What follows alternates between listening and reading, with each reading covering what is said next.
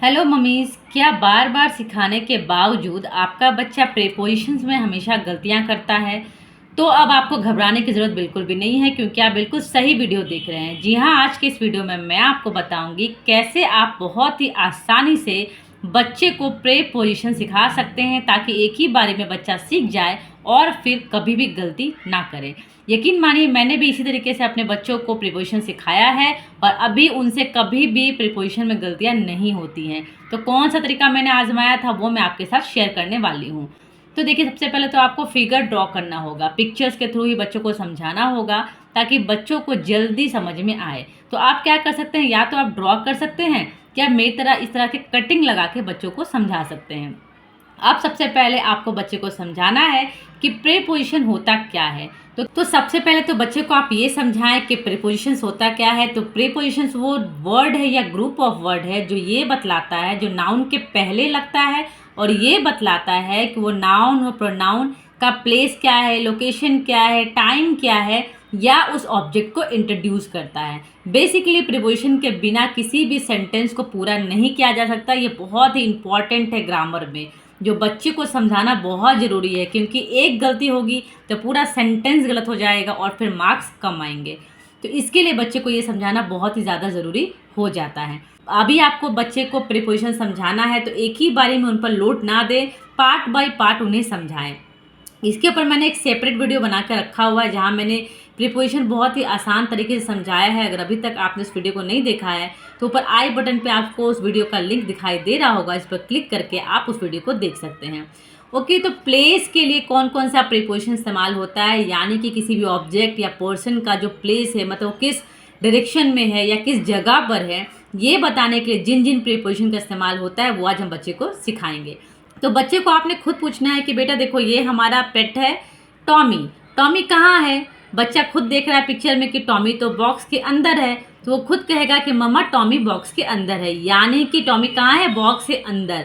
अंदर के लिए हम क्या इस्तेमाल करते हैं? इन का इस्तेमाल करते हैं। The dog is in the box. ठीक है, तो बच्चे को समझ में आ गया कि अगर कोई भी ऑब्जेक्ट या कोई पर्सन किसी चीज़ के अंदर हो तो हम इन का इस्तेमाल करते हैं, और क्या कहते हैं? इन मतलब में, यानी कि the dog is in the box. Dog कहाँ है? बॉक्स के अंदर है। अभी नेक्स्ट प्रीपोजिशन है ऑन। यहाँ पर आप बच्चे को बताइए कि बॉक्स के ऊपर डॉगी बैठा है। हमारा टॉमी कहाँ बैठा है? बॉक्स के ऊपर, यानी कि वो टच कर रहा है बॉक्स को और उसके ऊपर बैठा है। तो यहाँ पर हम क्या इस्तेमाल करेंगे? ऑन। ऑन का मतलब होता है ऊपर। The dog is on the box. कुत्ता कहाँ बैठा है? बॉक्स के ऊपर बैठा है। तो जब भी कोई चीज़ या कोई ऑब्जेक्ट या कोई पर्सन किसी चीज़ के ऊपर हो और टच कर रही हो, तो वहाँ पर हमें ऑन का इस्तेमाल करना है, यानी कि ऊपर के लिए ऑन का इस्तेमाल और अंदर यानी में के लिए इन का इस्तेमाल। यहाँ पर बच्चे ने दो प्रीपोजिशन बहुत ही आसानी से सीख लिया। अभी बच्चे को ये फिगर दिखाइए और बताइए कि यहाँ पर हमारा टॉमी कहाँ है। तो बच्चा खुद देख रहा है कि टॉमी दो बॉक्सेस के बीच में है। तो जब बीच में वर्ड आता है तो हम यूज़ करते हैं इन बिटवीन।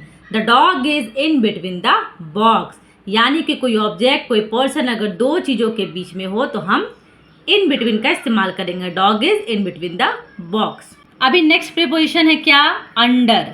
अंडर का मतलब होता है उसके ऊपर वो चीज़ रखी हुई है। जैसे यहाँ पर हमारा टॉमी तो है, लेकिन कहाँ है? बॉक्स उसके ऊपर रखी हुई है, बॉक्स के अंदर घुसा दिया गया उसे। बॉक्स कहाँ है? उसके ऊपर है। ऐसी अवस्था में हम क्या यूज़ करते हैं? Under. The dog is under the box. कुत्ता कहाँ है? बॉक्स के अंडर में है, अंदर में घुस गया है, तो हम अंडर का इस्तेमाल करेंगे। अभी है नेक्स्ट टू और इन फ्रंट ऑफ। ये दो प्रीपोजिशन ऐसे हैं जिसमें बच्चों को बहुत ज़्यादा कंफ्यूजन होता है, तो इसलिए मैंने एक साथ वो लिखा हुआ ताकि बच्चा आसानी से समझ पाए। तो अब आप बच्चे को ऐसे समझाएंगे कि यहाँ पर बॉक्स के ठीक पास में, बॉक्स के नेक्स्ट का मतलब क्या होता है? अगला, यानी बॉक्स के ठीक पास में है टॉमी, तो यहाँ पर हम यूज़ करेंगे नेक्स्ट टू।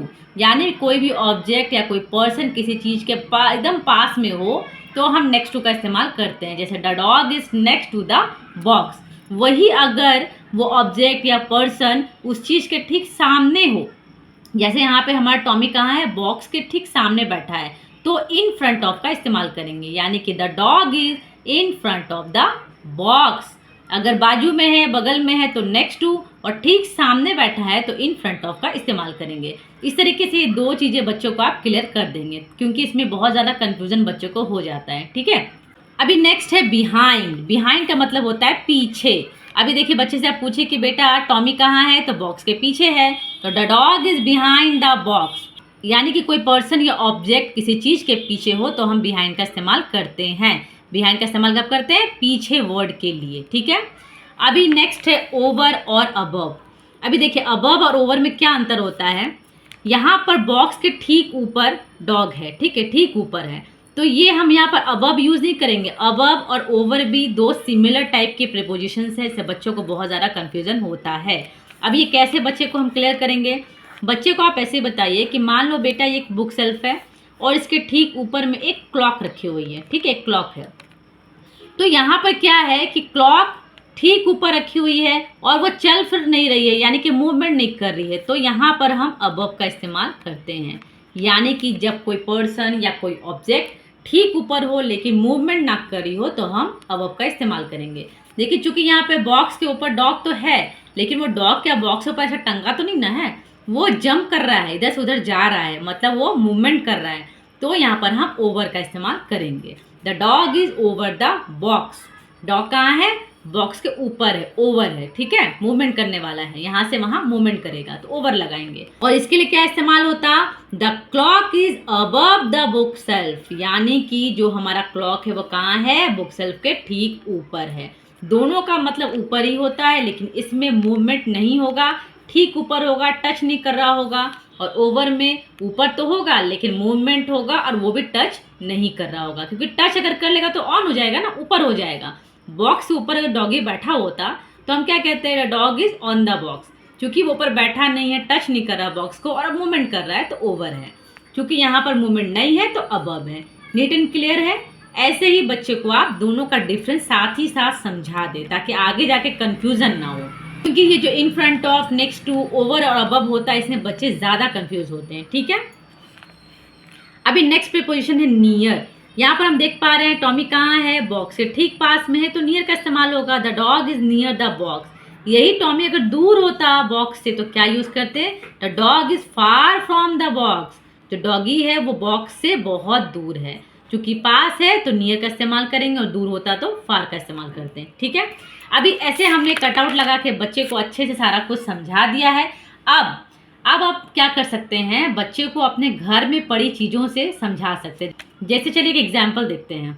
अभी आप बच्चे को एक बार रिवीजन करा दें कि मान लो बेटा ये एक टेबल है, इस टेबल के ऊपर एक फ्लावर वॉश रखी हुई है, तो फ्लावर वॉश कहाँ है? टेबल के ठीक ऊपर है, तो यहाँ पर हम क्या लगाएंगे? ऑन, क्योंकि ये इसके ऊपर है और टच कर रही है। अभी मान लो कि यहाँ बगल में एक टेबल लैम्प है, लैम्प इसके बाजू में एकदम बगल में है, तो क्या यूज़ करेंगे? Next to. अभी मान लो कि इसके ठीक सामने एक बॉल रखी हुई है, तो ये इसके सामने रखी है, तो क्या यूज़ करेंगे? इन फ्रंट ऑफ। अभी बताया था ना हमने कि जब सामने हो तो इन फ्रंट ऑफ और बाजू में हो तो नेक्स्ट टू। अभी मान लो इसके ठीक ऊपर एक फ़ोटो फ्रेम लगी हुई है, तो इसके लिए क्या इस्तेमाल करेंगे? अबव की ओवर। अबव क्यों? क्योंकि मूवमेंट तो नहीं कर रही ना, ठीक इसके ऊपर है तो अबव। अभी मान लो इसके ऊपर से अगर ये टेबल के ऊपर से कोई डॉगी जंप करके इधर आ रहा हो, मान लेते हैं, तो उसके लिए क्या इस्तेमाल करेंगे हम? ओवर। क्यों? क्योंकि ये इसके ऊपर से जंप करके आ रहा है, ठीक है। तो अगर ये ऊपर में इसके होगा डॉगी तो क्या यूज़ करेंगे? ओवर। इस तरीके से आप बच्चे को खुद ही ऐसे जस्ट रफली ड्रॉ करके बच्चे को समझाएं ताकि बच्चे को क्लियर हो कि कहाँ उसे कौन सा प्रीपोजिशन लगाना है। आप चाहें तो अपने घर पर भी जो ऑब्जेक्ट है उसके थ्रू भी समझा सकते हैं कि देखो ये ड्रेसिंग टेबल है, इसके ऊपर घड़ी लगी है तो क्या यूज़ होगा? ड्रेसिंग टेबल के ऊपर कुछ रखा है तो क्या यूज़ होगा? नीचे कुछ है तो क्या यूज़ होगा? बाजू में कुछ है तो क्या यूज़ होगा? ऐसे आप घर पर ही बच्चों को बहुत आसानी से प्रीपोजिशन समझा सकते हैं। तो ये हमने प्लेस की बात करी। फिलहाल क्लास 1 से लेकर 3 में यही सारे प्रीपोजिशंस आते हैं। इन, ऑन, अबव, ओवर, ये कॉमन है, ठीक है। जैसे जैसे बच्चा ऊपर क्लास में जाएगा थोड़ा सा और ज़्यादा उसे सीखने की ज़रूरत है और डीपली नॉलेज की ज़रूरत है, ठीक है। तो नेक्स्ट वीडियो में हम पार्ट बाय पार्ट प्रीपोजिशन को समझेंगे। तो उम्मीद करती हूँ कि आपको ये वीडियो अच्छा लगा होगा। अगर ये वीडियो आपके लिए ज़रा सा भी यूज़फुल रहा हो तो प्लीज़ हमारे वीडियो को लाइक कर लीजिए, शेयर कर लीजिए और हमारे चैनल हैप्पी पेरेंटिंग को तुरंत ही सब्सक्राइब कर लीजिएगा और साथ ही नोटिफिकेशन बेल भी प्रेस करिएगा ताकि जितने भी नए वीडियोज़ हम डालते चलें आपको सबसे पहले उसका नोटिफिकेशन मिले। तो देखते रहिए हमारा channel happy parenting. Thank you.